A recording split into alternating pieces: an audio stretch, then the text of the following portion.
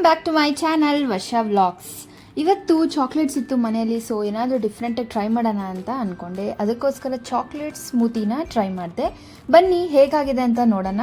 ಅದಕ್ಕೂ ಮುಂಚೆ ಯಾರೆಲ್ಲ ನನ್ನ ಚಾನಲ್ಗೆ ಸಬ್ಸ್ಕ್ರೈಬ್ ಆಗಿಲ್ಲ, ಪ್ಲೀಸ್ ಸಬ್ಸ್ಕ್ರೈಬ್ ಆಗಿ, ಸೊ ದಟ್ ನನ್ನ ಹೊಸ ವೀಡಿಯೋಸ್ ನಿಮಗೆ ನೋಟಿಫಿಕೇಷನ್ಸ್ ಬರುತ್ತೆ. ಫಸ್ಟಿಗೆ ನಾನಿಲ್ಲಿ ಎಕ್ಲೇಸ್ ಮತ್ತು ಮೆಲೋಡಿ ಚಾಕ್ಲೇಟ್ನ ತೊಗೊಂಡಿದ್ದೀನಿ. ಅದನ್ನು ಫ್ರೈ ಪ್ಯಾನಿಗೆ ಹಾಕೊತಾ ಇದ್ದೀನಿ. ಸೊ ಅದು ಬಿಸಿಗೆ ಮೆಲ್ಟ್ ಆಗೋಕ್ಕೆ ಸ್ಟಾರ್ಟ್ ಆಯಿತು. ಹಾಗೆ ಲೈಟಾಗಿ ಬಿಸಿ ಮಾಡಿಕೊಂಡು ನೆಕ್ಸ್ಟಿಗೆ ನಾವು ಅದಕ್ಕೆ ಮಿಲ್ಕನ್ನು ಆ್ಯಡ್ ಮಾಡ್ಕೊಬೇಕು.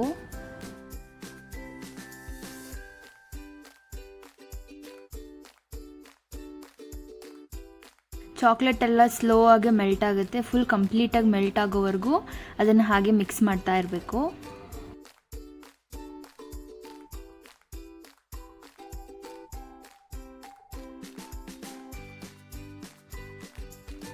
ಆಲ್ಮೋಸ್ಟ್ ಎಲ್ಲ ಚಾಕ್ಲೇಟ್ಸು ಮೆಲ್ಟ್ ಆಗಿದೆ, ನೋಡ್ಬೋದು ನೀವಿಲ್ಲಿ.